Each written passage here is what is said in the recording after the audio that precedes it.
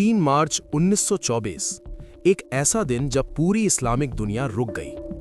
टोपकापी palace से एक आदमी आखिरी बार बाहर निकला। उसका नाम था अब्दुल मजीद अफंदी, आखिरी खलीफा। लेकिन यह सिर्फ एक बादशाह का खतरा नहीं था, यह थी 1300 साल पुरानी रिवायत की मौत। और फिर दुनिया बदल गई हमेशा के लिए।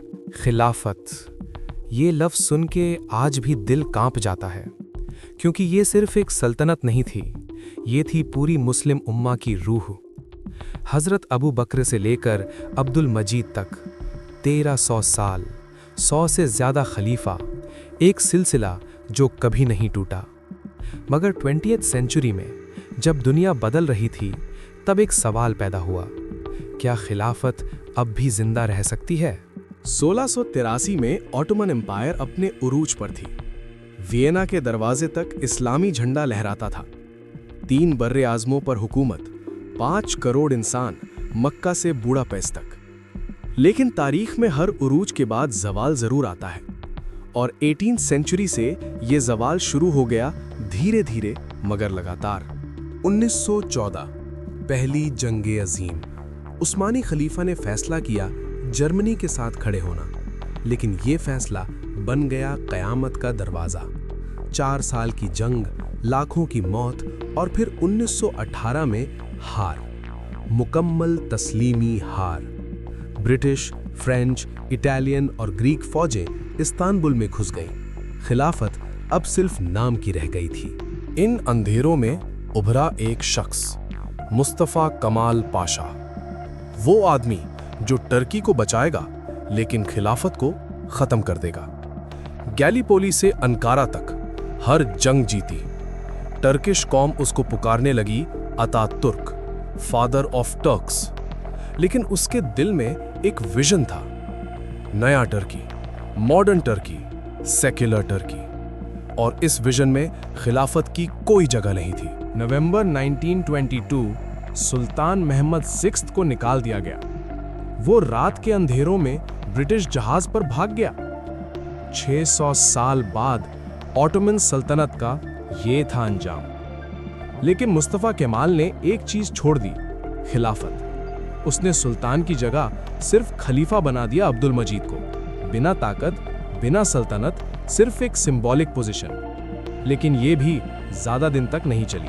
पूरी दुनिया के मुसलमान घबराए हुए थे। दिल्ली से दिल्ली, कायरो तक हर जगह सवाल उठा, खिलाफत का क्या होगा?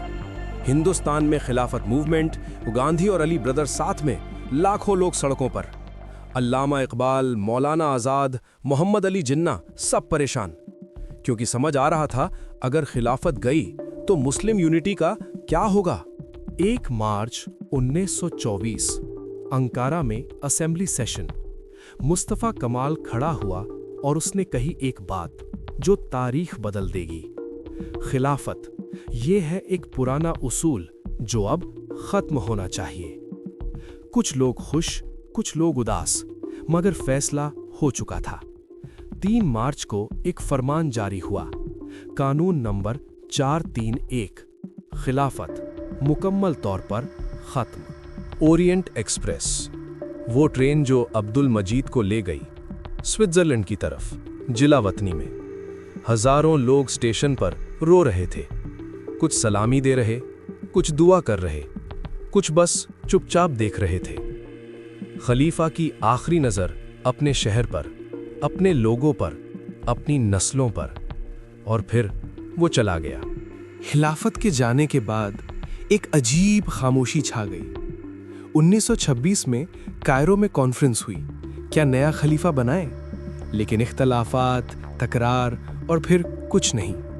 सऊदीया, इजिप्ट, टर्की सब अपनी अपनी राह चले, और दुनिया देख रही थी बिना खिलाफत के मुस्लिम उम्मा बिखर गई। फ़लस्तीन, कश्मीर, अफ़गानिस्तान, बोस्निया, हर जगह तकलीफ, हर जगह तन्हाई। खिलाफत के साथ गया एक निज़ाम, वो निज़ाम जिसने दिया अलजेब्रा, मेडिसिन, आर्किटेक्चर, जिसने बचाया इल्म को, तहजीब को, इंसानियत को। लेकिन आज 100 साल बाद क्या बचा है? 57 मुस्लिम मुल्क, मगर ना यूनिटी, ना ताकत, ना वो इज्जत। तो क्या खिलाफत का खत्म होना जरूरी था, या हमने खुद अपना हाथ अपने पांव पर मार लिया? आज टर्की एक मजबूत मॉडर्न मुल्क है, लेकिन कुछ लोग अब भी सोचते हैं क्या खो दिया।